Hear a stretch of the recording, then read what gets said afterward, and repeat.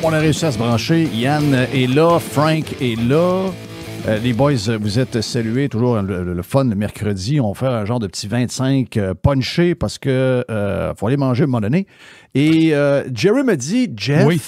J'aimerais, avec Yann et Frank, être celui qui amène le sujet du jour. Un des sujets. C'est une réflexion que j'ai eue l'autre soir. Tu sais, la fin de semaine, à un moment donné, tu as une coupe de bière de prix, un petit scotch, tu es dans le spa. Des fois, Est-ce que tu prends des scotch à 55$ le verre, toi, parce que t'es... Non, moi, je suis pauvre. Ah, OK, t'es pas comme le FTQ. Oui, c'est ça. Non, c'est ça. Le scotch FTQ, il est plus dispendieux un peu. Mais moi, je prends un scotch, des très bons scotch, plus abordables, il n'y a aucun problème. Ma réflexion, elle vient que... Moi je suis un bonhomme, j'ai 59 ans, OK? Et... qu'est-ce qu'on entend parler présentement? On entend parler d'histoires d'indépendance, le PQ, telle affaire. Tu sais, le PQ, il parle de ça tout le temps, bing, bing, bing, bing, bas côté, puis on est dans cette mouvance-là. Ben, un peu provoqué par Trump, on va se le dire. Provoqué par Trump, exactement aussi, ça. Exactement ça. Puis en ce moment, tu sais, il faut le dire, ça brasse, là, les sujets, ça brasse. Mais moi, en 1980, j'avais 15 ans. Moi, j'avais 15 ans. Et je me souviens très bien du référendum de 80 parce que mes parents, moi, ils étaient séparatistes. Moi, j'ai travaillé à un moment donné pour le mouvement étudiant pour le oui. J'avais 15 ans. Là.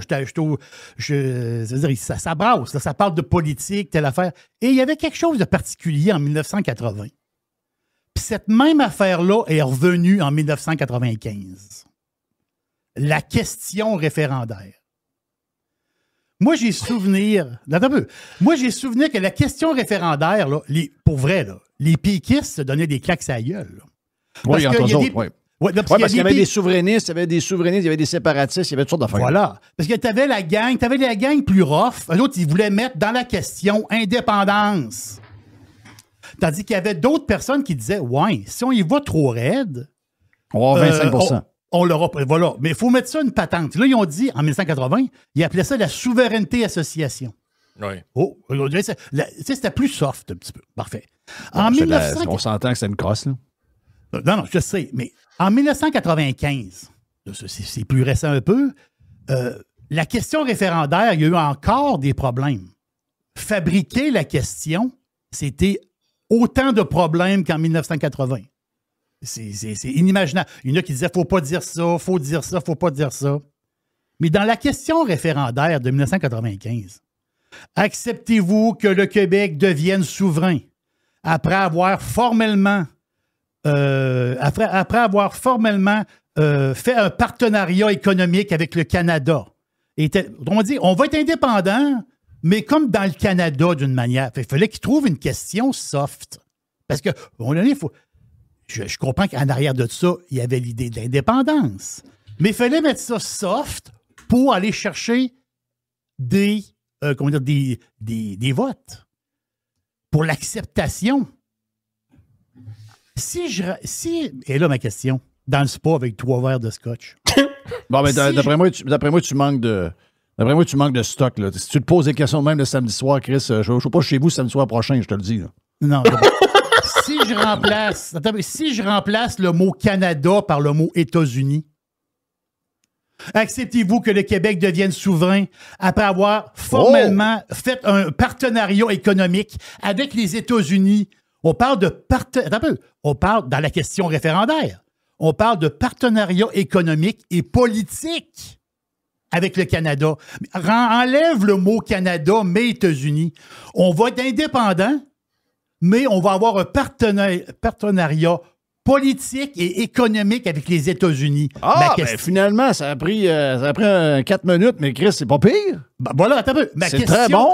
Ma question est, bas côté, est-ce que tu dis oui? Ben, bas côté dit non. Là. Ben, câlisse. Donc, non, t'as un peu, là, Chris, là. Arrêtez les péquistes, là. Arrêtez de jouer à la game. Les péquistes, ils veulent être indépendants, mais si je leur pose la même question, puis je change États-Unis, Canada pour États-Unis, ils disent non. Ils votent non. Veux-tu te faire une confession, Jerry? Oui. Je pense qu'ils savent qu'on sera jamais indépendant.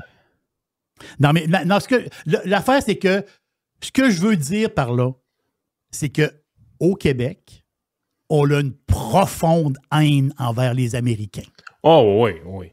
Non, mais moi, ce que je voulais plus te dire, c'est que les péquistes jouent cette game-là parce que ça motive le militant, ça aide à ramasser des dons, puis tout ça. Puis tu sais, Bock-Côté, l'architecte, il veut son référendum, il était malheureusement trop jeune en 95 pour l'avoir vécu, le trip d'autobus. Fait qu'il veut son trip d'autobus, puis il va l'avoir. Oui. Mais tu sais, au plus profond d'eux-mêmes, ils savent qu'ils n'ont pas de chance. Parce que tu sais, si minimalement, si on accepte, on est généreux en disant ça, mais si on accepte que 50 plus 1, là, c'est tout ce que ça prend pour être indépendant. C'est très généreux comme hypothèse, mais allons-y. Si serait-tu assez fou pour le faire à 50 plus 1 pour vrai? Oh oui. Ça, j'ai pas de misère avec ça. Là. Mais la journée que tu es à 35, même un peu en bas de 35. C'est 31 dans le dernier. C'est 31 dans le dernier sondage. Oui. C'est ça. La journée, tu es à 31. C'est-à-dire, tout le monde comprend que si tu crois réellement que tu as une chance de faire un pays, tu es en mode séduction, puis pas à peu près. Il y a quelqu'un qui a séduit Mario Dumont en 94. Il y a quelqu'un, un moment donné, qui s'est arrangé pour dire, ben là, il faut faire de la place dans l'autobus. On ne peut pas être juste notre gang. Puis la question, tu sais, ton idée de question très, très, très soft, pourquoi il y a des divisions puis tout ça, mais l'assouplissement de la question, c'est pour aller chercher plus de monde dans l'autobus. Exactement ça. Mais si, moi, je le mets. T'as-tu l'impression présentement que les péquistes sont en mode séduction, toi? Non. Ils sont pas en mode séduction. Ils savent. Mais non, ils nous rejettent. Ils nous rejettent. Non. Ils sont en train, au contraire, sont en train de mettre plus clairement que jamais que leur option. C'est quoi l'option numéro 1? C'est quoi le point numéro 1? C'est quoi le patente de leur charte? L'article 1. L'article 1 pour le PQ, excusez-moi, c'est pas la souveraineté. C'est l'étatisme et le socialisme. C'est ça qui nous prouve dans le débat actuel. Mais je pense que c'est pire que ça, en fait. Ce qui nous prouve, c'est que c'est un peu ce que. On en parlait d'une conversation de groupe avec Yann juste avant de rentrer. C'est drôle que ça vienne sur le sujet. C'est qu'on commentait un peu l'espèce de beef là, qui dure même depuis avant, même avant quand vous avez reçu Bock-Côté, mais depuis, il y a un beef entre Bock-Côté et Joe Hamel. Moi, je regarde ça assez amusé, là, honnêtement, il faut que je le dise. Il y a un côté du pain et des jeux là-dedans qui me... T'as remplacé tes spells de skidoo par ça.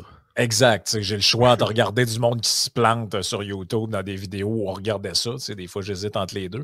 Puis, ce qui est révélateur de tout ça, c'est que tu te dis, c'est quand même l'indépendantisme québécois, un mouvement qui a des racines qui remontent assez loin, puis on peut remonter bien loin dans l'histoire, mais mettons dans sa forme politique telle qu'on la connaît, là, la première élection du PQ en 76, puis avant ça, ils ont eu quelques députés, puis le petit livre bleu Option Québec de René Lévesque, puis les premières années que Jean Lesage, puis tu te dis, depuis tout ce temps-là, non seulement la question à poser aux Québécois est l'objet d'un débat. Après ça, vous ne savez pas trop si ça va être une monnaie québécoise ou la monnaie canadienne ou même le dollar. On ne sait pas ça non plus. Ça a l'air que parler de contre-pouvoir, d'institutions, de constitution, c'est toutes des niaiseries. Il ne faudrait pas en parler.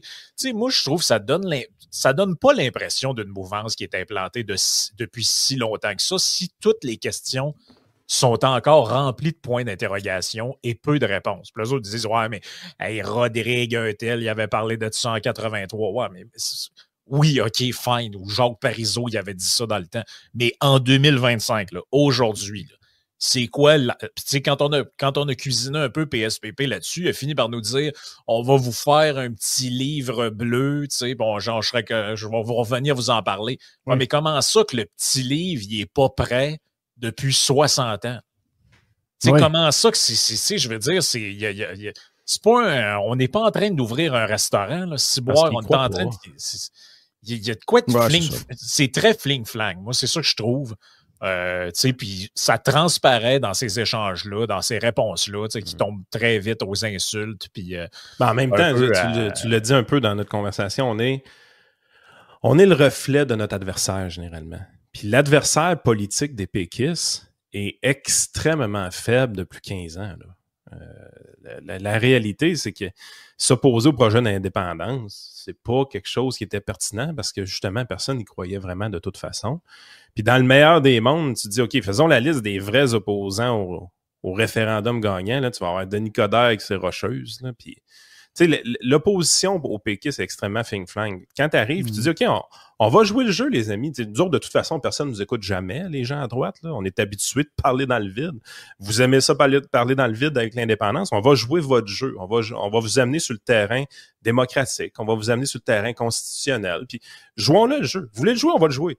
Puis là, finalement, tu te dis, voyons, ils sont donc bien faibles au niveau démocratique, ils sont donc bien faibles au niveau constitutionnel. Ils sont pas organisés, ils sont pas prêts, ils sont désorganisés complètement. Mais ils n'ont jamais eu d'adversaire qui les a challengés là-dessus. Tu sais, les libéraux sont au monde à cause de ça depuis toujours. On va le faire. Ils n'ont pas réussi à y pousser assez loin pour qu'on sache c'est quoi la vraie histoire. Oui, sauf que la différence avec les critiques qu'on fait et les points qu'on soulève, c'est que tu remarqueras que c'est tous des points de politique publique, institution, tout ça. Avant, c'est pas de ça qu'on jasait. Et c'est pas sur ce terrain-là qu'ils sont le plus confortables. De pension. Ouais, mais le terrain où ils sont le plus confortables, c'est le terrain identitaire et émotionnel. Notre langue, on va perdre notre langue, on va perdre notre culture, les religions, les immigrants, tout ça. Là-dessus, ils sont confortables de jaser de ces sujets-là parce qu'il n'y a pas d'implication constitutionnelle, il n'y a pas d'implication économique au truc. Quand tu les amènes sur le discours économique, bon là, ils te sortent le budget de l'an 1 puis 3-4 patentes, là, mais c'est tout le temps là-dessus que c'est le plus faible. C'est tout le temps sur ces... Et là, je pense que ce qu'ils n'attendaient pas, c'est de se faire questionner sur ouais, mais les droits, tu sais, parce que l'exercice mental que Jerry faisait tantôt est quand même révélateur. Moi, ça fait longtemps que je pense aussi que si tu leur dis OK, on va faire un deal avec vous autres. On fait un Québec indépendant demain matin. Par contre, moi, dans ma constitution, les droits individuels font en sorte que loi 21, loi 96, je pense que ça marchera pas, ça va être illégal. T'embarques-tu pareil? Moi, je pense que la réponse, c'est non. Non, il n'y en a pas. Fait que, en fait, eux-mêmes n'en mettent des... Ils disent tout le temps, vous mettez des conditions, vous êtes comme QS, vous voulez embarquer juste si ça fait votre affaire. Mais vous aussi, vous voulez embarquer juste si ça fait votre affaire. Je suis à la même place que toi. Mettons qu'ils sont capables de voir dans le futur. OK? Mettons qu'on les écoute. Là. Régent Tremblay me dit la même chose hier. Régent me dit... Oh non, dis-moi, je suis un peu comme Bock-Côté. Il dit, allons-y, puis après ça, puis pourtant, c'est un gars de plus en plus à droite, Régent, là, mais il est très nationaliste. Puis il dit, le PQ, ben garde, on les tassera après. On mettra Éric Duhem après. Donc, c'est nous autres, on va se faire tasser. Oui, c'est ça. C'est exactement ça, parce que, mettons qu'on est capable, mettons, là, on est capable de voir dans une boule tout ce qui va arriver pour les 40 prochaines années. OK, voici, le Québec décide d'y aller de son bord. Bon, il prend la monnaie américaine. Oui, on va le prendre l'histoire à Jerry. Prends la monnaie américaine. Oui. Parce que dollar américain, libre circulation, les frontières ouvertes, puis libre-échange, puis toute la patente, là. Et c'est bon. OK, mais mettons que même là, pendant le référendum, on ne voit pas ça. Là. Mais ils ont une boule de cristal, puis quelqu'un qui dit hey, je viens de voir dans le futur. Mais qu'on fasse le pays, on perd le contrôle complètement. Si 3 ans après, il arrive deux partis politiques hyper organisés, ils sont hyper de droite. Effectivement, ils ouvrent la frontière, réussissent à écrire la Constitution qu'on n'a pas réussi à finir parce qu'on est des tout croches. Finalement, c'est basé quasiment sur la Constitution américaine. Nos enfants vont à l'école en anglais. Nos enfants vont à l'école en anglais, tabarnache. Spotify décide d'ouvrir son 2e siège social à Québec, puis c'est rien que la musique anglaise qui joue, etc., etc. Tu lui dis ça, là, puis tu dis, qu'est-ce que tu dis, t'as peu, wow, mais en plus, on est tous riches. Ça va mieux. Les entreprises viennent, on a fait un paradis fiscal. On est indépendant. On a privatisé les hôpitaux. Hey, c'est ça que je viens de voir dans ma boule de cristal qui va arriver du pays. Chris, oui. Mais non, il retourne, il bègue Ottawa de les reprendre. Parce qu'ils ne veulent pas pantoute cette affaire-là. C'est ça qu'ils veulent pas. On peut lui laisser Schlager Maisonneuve. on peut facilement. Avec le tuyau qui pète. On peut tout le laisser ça sans problème. Alors, c'est un bon point, Jerry. On a un auditeur qui a fait l'exercice dans un roman. On a publié ça pendant les fêtes. Il est disponible sur Amazon. Son livre s'appelle Sang bleu. Écoute, c'est magique, ce livre-là. Jerry, t'aimerais ça. J'adorerais ça. Ouais, j'ai déjà vu cette image-là. Oui, moi, oui, OK, je vais prendre en note. Si vous voulez rire, là, ben, puis moi, je l'ai adoré, son livre, c'est une dystopie, là. C'est le Québec indépendant se fait. Écoute, ça finit qu'une bombe nucléaire, là. C'est magique, là. Mais c'est pas un spoiler, ce que je dis, là. Vous allez voir un peu Mais tu sais, t'es là, quand tu lis son livre, tu sais que c'est exagéré, tu sais que c'est une dystopie, c'est le but de ce style littéraire-là, mais ils sont aussi exagérés de l'autre bord, puis c'est pas vrai. Ouais, mais ce que je veux dire, c'est que t'es incapable de dire que c'est improbable ce qui s'est passé dans le livre. Ouais, c'est ça. On est tellement, genre... C'est comme... En fait, les péquistes et la souveraineté, c'est comme si c'était ça le but. Le but, c'est d'arriver à être indépendant. Tu sais, moi, si tu me dis, est-ce qu'il y a certains avantages à la souveraineté? Ben, je me dis, si ça me permet de me libérer du fédéral pour éventuellement redonner beaucoup de liberté aux individus, il y a une utilité à être souverain, il y a une utilité à avoir un plus petit gouvernement. C'est plus facile d'en réformer un que d'en réformer deux. Tu sais. Je vois des avantages à l'être, mais eux autres, c'est comme si c'est le seul et unique but, c'est d'être à la table des nations, c'est d'être souverain, point final, ça arrête là. Un peu comme Pauline, quand elle a été élue en 2012. On a senti avec Pauline Marois, son objectif de vie, c'était d'être la première ministre. Et d'un coup, qu'elle est rentrée dans le bureau, là, elle s'est assise et elle a dit, bon, qu'est-ce qu'on fait? Elle était pas prête. Ah oui. Tout s'est préparé pendant toutes ces années-là à rêver ça, finalement, elle était zéro prête. Mais un péquiste, c'est comme Pauline Marois, là. Ils veulent, d'un coup, qu'ils ont leur pays, ils sont là, hey, yes, ça va être, sérieusement, là, si jamais on réussit la souveraineté, là, ça va être une méga brosse, là. Les péquistes vont être sa brosse une semaine de temps, là. Je veux dire, si vous pensez qu'Ovechkin était chaud après la Coupe Stanley, les péquistes, vous n'avez rien vu encore. Ah ouais, ça va être le party, pas près. Mais après le hangover, là, c'est comme si, genre, il n'y avait rien. Ah oui, l'ONU puis leur équipe de hockey, là, ça va être la deuxième affaire. Ouais. Mais c'est parce que si ces gens-là étaient sérieux pour vrai, là, ils devraient... Comment je pourrais dire ça? Ils devraient essayer de collectivement nous élever un peu, là, au lieu de toujours niveler par le bas. Et puis, je pense que l'exemple des derniers jours avec le départ d'Amazon, ça montre bien ça. C'est que pour toutes sortes de raisons là, historiques, puis de colonisation, de tout ce que tu veux. Là. Le Québec, on a un fort réflexe inné là, chez beaucoup de gens. Là. On a été conditionnés de même, c'est notre éducation, notre culture, tout ça, que quand il arrive un problème, on veut refermer la porte. On se cache entre nous autres, puis on le tisse serré, puis tout ça. C'est sûrement un réflexe de survie qui nous a été utile là, dans jadis naguère. Là. Mais aujourd'hui, c'est pas avec ça que tu vas fabriquer un pays libre et prospère. Le fait que il y a des entreprises qui viennent, qui décident, qui ferment les portes, qui crissent le camp et que notre réflexe collectif, c'est pas de réfléchir à dire qu'est-ce qu'on peut faire pour être meilleur, comment on peut attirer le monde ici, comment on peut faire de la business, comment on peut être plus riche que les autres. C'est qu'est-ce que je pourrais boycotter? Fermer Netflix, fermer Spotify. Ça, c'est des réflexes. Ça en est des vrais réflexes de coloniser, là, de genre l'étranger est pas fin, on se referme sur nous-mêmes. Puis ça, là, c'est pas avec ça que tu construis l'avenir. Tu construis l'avenir avec des gens qui sont en crise parce que ça a fermé. Ouais, mais parce qu'ils veulent mieux. Ils veulent mieux, ils veulent pas. Tu sais, puis là, ça fait combien de fois qu'on joue dans ce film-là? Walmart, Target, tu sais, rappelez-vous. La vodka russe, joie le vert. La vodka russe, mais même à l'époque, tu sais, où Ikea était parti, là. Parce que c'est arrivé cette histoire-là, là, ben, t'avais toute une mouvance là-dessus. Faut plus acheter ces meubles-là. Puis, tu sais, moi, je trouve que c'est. Puis, tu sais, ça tombe rapidement à l'espèce de réflexe. Ouais, mais faudrait privilégier nos affaires, nos patentes, puis nos histoires.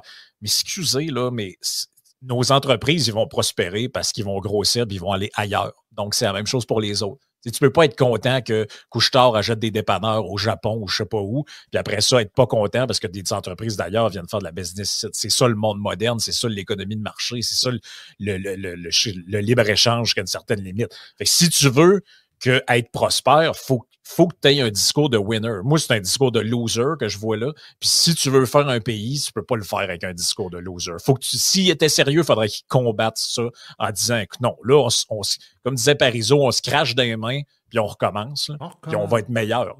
Si tu entretiens ça, si tu vas nulle part avec ça. Il faut mettre fin aussi à la grande hypocrisie. Là. Je veux dire, on a une occasion en or présentement de parler de tarifs puis de protectionnisme.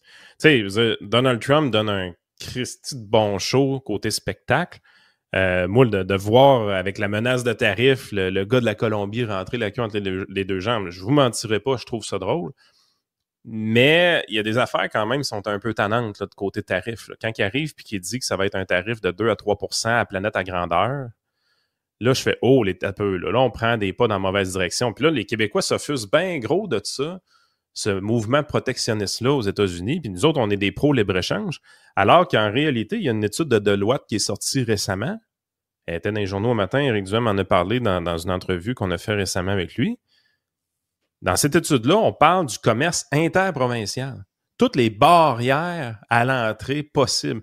Donc, il y a des tarifs qui s'appliquent, mais en plus de ça, il y a une tonne de règlements. Par exemple, une livre de beurre, il faut que ce soit emballé en aluminium.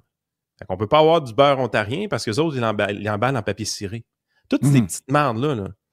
Ben, à grandeur du pays, Deloitte détermine qu'on augmenterait le PIB d'environ 3% si on enlevait toutes ces petites barrières tarifaires-là à l'intérieur de notre propre pays. Et le Québec en bénéficierait encore plus, au-dessus de 4,8% de mémoire. Ça veut dire qu'on est une des places qui a le plus de barrières tarifaires. Il y a des endroits pires, là, mais c'est toutes des places pauvres. Fait que là, t'es là, tu te dis, OK, nous autres, là, les grands libre-échangistes, là, on fait la morale à tout le monde, là, puis on a des barrières tarifaires réglementaires tout simplement incroyables avec les autres provinces pour favoriser nos entrepreneurs d'ici, qui, en bout de ligne, ça nuit à l'économie. Puis on parle là, de milliards de dollars de plus en taxes et impôts que le gouvernement récolterait juste parce que notre PIB augmenterait de 4,8%. Là. Fait que, tu sais, moi, je suis là, j'ai dit, OK, moi, Deloitte, c'est une firme sérieuse, c'est une firme qui est apolitique, une firme de comptable. Là. Ils sortent cette étude-là, tu regardes ça, tu dis, crime. Hey, les amis, quoi d'important ici, là? C'est ça, là? Non, mais ils feront c'est pas, mieux que les dragues. Oui, mais c'est des centaines et des centaines, c'est pas des milliers de lobbies, là. Je sais. Ça paraît facile à faire, mais tout ce qu'on a, ben c'est ça le problème avec les États-Unis, c'est ça le problème entre ce que nous, on voit et ce qu'eux vivent. C'est que eux, tu sais, nous autres, ce qu'on veut, c'est quoi? On veut le vrai libre-échange. On veut plus de frontières. Même dans une certaine mesure, on veut un bouclier. Puis les asti-niaiseries, parce que les fonctionnaires du ministère fédéral de la douane, ils vont vous le dire, c'est pas... Ils ne cherchent pas les guns tant que ça, puis ils ne cherchent pas les patents. Ils cherchent de la boisson, puis ils cherchent du tabac, puis ils cherchent de la bouffe. OK? C'est ça qu'ils cherchent. Puis si tu vas 24 heures, ben c'est là qu'ils te donnent de la merde. La vraie histoire, le reste, c'est encore lisse. Donc, finalement, c'est une frontière qui sert à rien. Donc, on est aussi bien de l'enlever, se faire un bouclier, avoir un dollar commun s'il faut. Il faut... mais imagine, on a des frontières entre nos propres provinces. Ben, je sais. Mais pourquoi tout ça n'arrive pas? Ça a l'air que la plus grosse entente de non-libre-échange, c'est entre les États-Unis et le Canada. Il y a des livres et des livres et des livres de protection de l'OB-là, protection de l'OB-là, puis c'est la même chose entre les provinces. Donc, de tomber là-dedans, oh, ben parfait, on va tout enlever ça. La réalité, c'est qu'il y a l'ouvrage. Ah, puis on est hypocrite.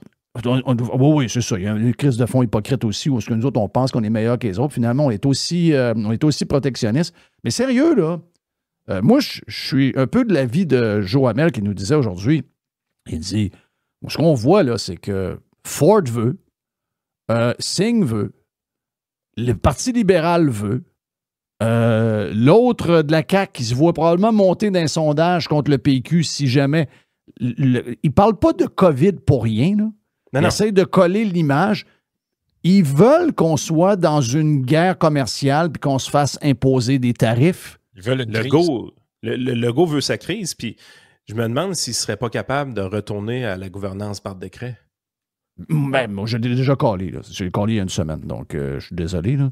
Moi, j'étais un peu maniaque des fois. Inquiétez-vous pas, je ne suis pas en train de dire qu'il va nous enfermer dans nos maisons, mais ça se peut-tu qu'il donne des subventions aux entreprises sans passer par les processus démocratiques habituels? Moi, je pense que... écoute, Jerry, quand je l'ai dit, tu as sursauté. Moi, je pense qu'effectivement, c'est pas une question de nous embarrer avec des masses d'en face puis tout, là, mais pour les mêmes raisons. Donc, l'opposition, c'est l'opposition. Ben oui, c'est le chien qui a goûté au sang. Donc, l'opposition est comme si les positions les empêchaient de faire quoi que ce soit en passant. Mais ils contrôlent, sans appel d'offres surtout. C'est surtout ce côté-là qui est très intéressant. Puis, moi, je pense que c'est l'aide aux médias aussi. Donc, retour à l'aide aux médias. Tu sais... Ah non, sans trop poser de questions. Non, c'est... Ben oui. C'est ça qui salive, là. Ben, c'est le tweet de Raphaël Jacob hier, quand il dit « La comparaison entre d'éventuels tarifs de Trump et la COVID est en fait assez bonne. Des politiciens prennent une problématique très réelle à la base, la dramatisent au maximum, font peur aux gens plus émotifs et impressionnables et se présente ensuite comme protecteur et ça fonctionne. J'aurais aimé ça qu'il allume en 2020, 2021. Et moi, j'ai ajouté, il manque l'ingrédient secret, sans lequel la potion magique n'est qu'un vulgaire bouillon. Une presse subventionnée en perte de vitesse pour qui peur et folie collective sont synonymes de clic. Exactement. Et là, la recette. Ben oui, là. Ça peut pas être plus clair. Ça peut pas être plus clair que ça. Là. Elle est là, la recette. Comme tu dis, il n'y a pas personne là-dedans, à part Daniel Smith et une coupe au fédéral, qui ont l'air à vouloir que ça n'arrive pas. Ils ont mis dans la tête du monde, ça va arriver, ça va être la fin du monde, il va falloir dépenser des milliards et des milliards. Le NPD va garder Mark Carney comme premier ministre. Il l'a quasiment collé hier. Là. En fait, il l'a dit quasiment ouvertement. Oh, si c'est pour aider, c'est les packages COVID, on va être là pour appuyer le gouvernement. Ford, lui, il a flairé l'opportunité. C'est dit, dégueulasse. Je suis capable d'aller. Moi, je suis capable d'aller me ramasser un autre 4 ans, un garantie majoritaire en faisant peur au monde. Fait que j'y vais. L'autre, là, pour une fois, comptez-vous chanceux d'avoir le PQ premier dans les sondages? Parce que si c'était à CAQ, on sera en élection. On sera en élection drette là.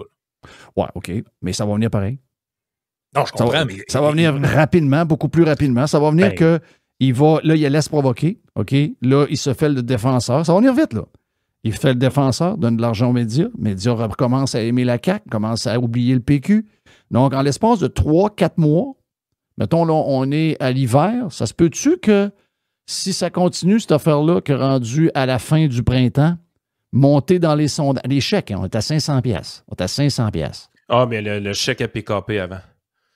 Oui, le chèque à PKP. La clé du succès, c'est le chèque à PKP. Ben, PKP va avoir 2 chèques. OK? PKP va avoir le chèque de l'aide aux médias et il va avoir ce qui se discute dans le bureau d'Éric Kerr en ce moment, c'est-à-dire la fin des ententes prématurées avec Amazon et en même temps avec Azure pour transférer les données du gouvernement dans des serveurs québécois qui sont détenus.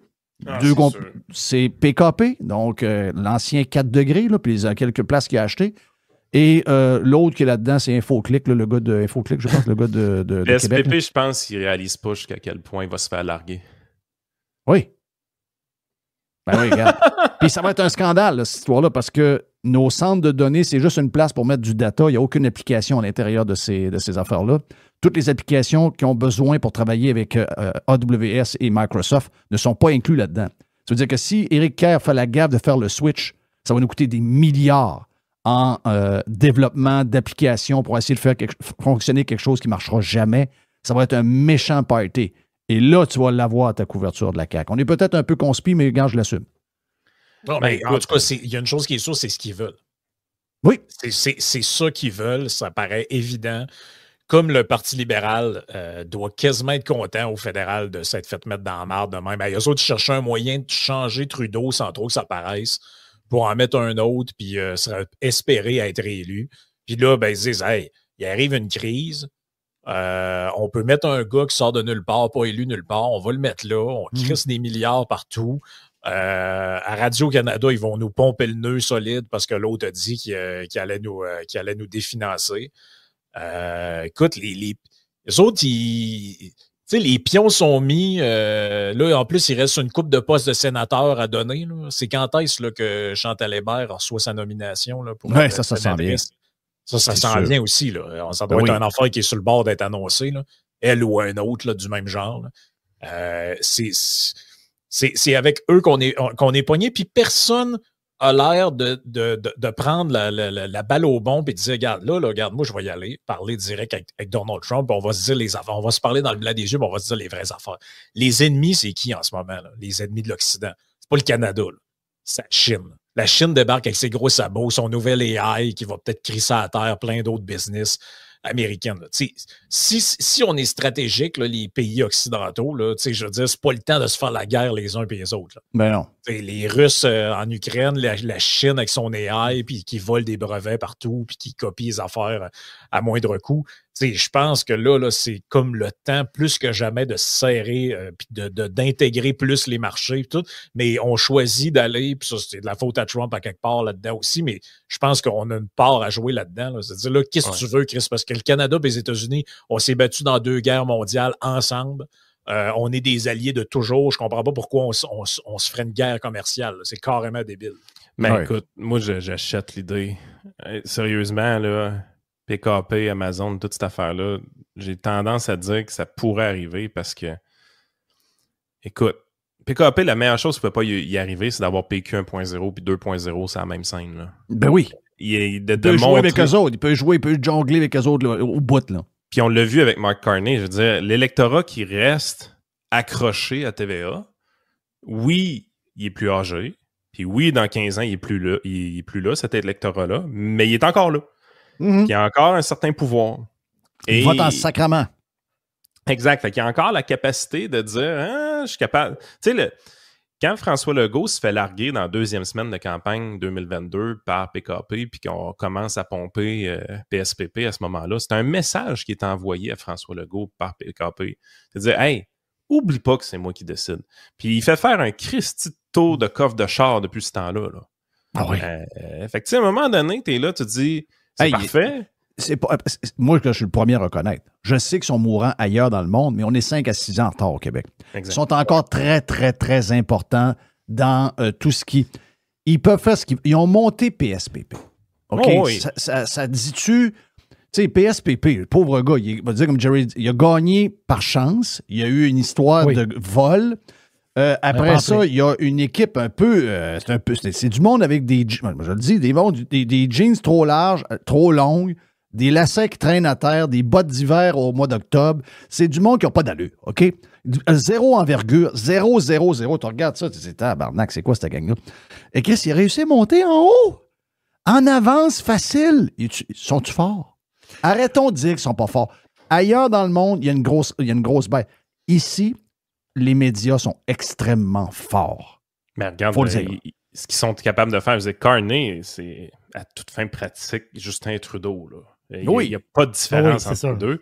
Mais ils sont tellement en train de le pomper que l'électorat dédié à Carney, éventuellement, va monter.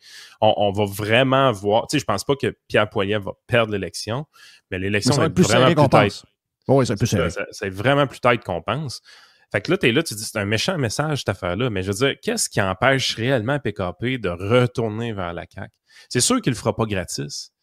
Mais si, sincèrement, François Legault est capable d'y mettre sa table des services web, calvasse, man. Ça va arriver, là. Oublie pas, là, qu'on parle de plusieurs centaines de millions de dollars par année de contrats, là. On parle toujours de Québécois comme étant les médias, mais je veux dire, la business des médias est mourante. Là, ça vaut genre 40 millions, cette affaire-là. Ce qui vaut de l'argent, c'est le vrai Québécois avec Vidéotron puis toutes les autres petites entreprises connexes qui sont, oui, maintenant dans les puis ils ont acheté des centres de data il y a quelques années. Écoute, bravo à lui. Mais c'est la nerf de la guerre, c'est pas pour rien. Là. Il sait qu'au Québec, la business du data center, c'est le gouvernement. Là. On est à une coupe de chèques de voir PSPP se faire larguer. Carrément. Là. Puis tu sais, Jolin Barrette, il est là avec sa constitution. Puis tu sais, je veux dire, sérieusement, il se met beau, là. La CAQ est en train de se mettre belle pour PKP. Là. Exact. Hey, thank you, guys. Je vous envoie manger. Je vois que Frank a faim, là. Donc, est-ce que Frank...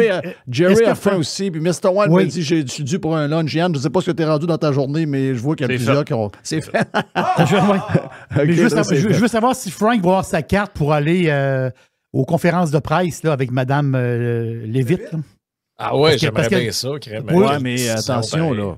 Mais c'est ouvert à tout le monde, là. Ça va être ouvert à tout le monde. Là. Moi, en fait, ce que je suis déçu, c'est que moi, j'ai pris ma carte du Parti libéral au fédéral parce que je voulais voter pour l'hindou là, qui parle ni français ni anglais, mais qui là, ils l'ont retiré de la course. C'est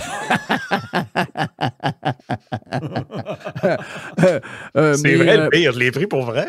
Mais si jamais tu vas à la Maison-Blanche, feras attention de ne pas être aveuglé, hein, parce que Masbourian trouve que c'est quand même bizarre. Elle a un beau complet noir, mais elle a une croix dorée. Ah, c'est spécial. Une croix dans le cou. Elle a une croix dans le cou. C'est bizarre. Elle ne respecte pas la loi 21. Ouais. Fait que là, t'es en train de me dire que Jerry est encore tombé en amour avec l'attaché de presse des États-Unis. C'est ça. Pas de bon sens. C'est un lover, lui. Oh, c'est un lover. C'est pas la première fois, là, Jerry. Là. Oui, Oh, je suis même tombé en amour avec Huckabee à un moment donné. Take care, boys. Voilà pour Yann et Frank sur toutes les plateformes. Vous les écoutez, entre autres, sur Spotify, les patentes de même, garde. Et sur les vidéos un peu partout là, avec leur podcast.